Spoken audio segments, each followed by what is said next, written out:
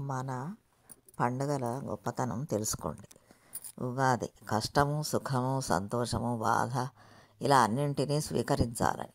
శ్రీరామనవమి భార్యాభర్తల అనుబంధాన్ని గొప్పగా చెప్పుకోవడానికి. అక్షయ తృతీయ విలువైన వాటిని కూడబెట్టుకోమని.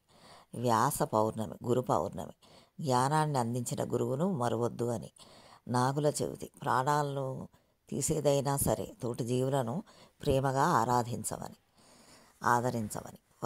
వరలక్ష్మి వ్రతం నీకున్న ఐశ్వర్యమును అందరికీ పంచుతూ అందరితో కలిసి సంతోషంగా ఉండమని. రాఖీ పౌర్ణమి తోడబుట్టిన బంధం ఎప్పటికీ విడవరాదు అని. వినాయక చవితి ఊరంతా ఒక్కటిగా కలవడానికి నవరాత్రులు. పితృ అమావాస్య చనిపోయిన వారిని ఎప్పటికీ మరువకు అని చెబుతూ. దసరా ఆయుధ పూజ ఎప్పుడూ నీకు అండగా నిలిచి నీ పనులు చేసేదాన్ని గౌరవించమని తెలిపేది. దీపావళి 10 మందికి వెలుగు చూపే జీవనం నీదవ్వాలని. కార్తీక పౌర్ణమి చలికాలం చన్నీటి స్నానం చేసి ఇంద్రియములను విగరుమని. సంక్రాంతి మనం జీవించే ఉన్నాము అంటే కారణం వ్యవసాయం, అలాంటి దానిని మరవకుండా సంబరాలు జరపమని. మహాశివరాత్రి కాలం మారుతుంది, నీ శరీరాన్ని నీ అదుపులో ఉంచుకో అని.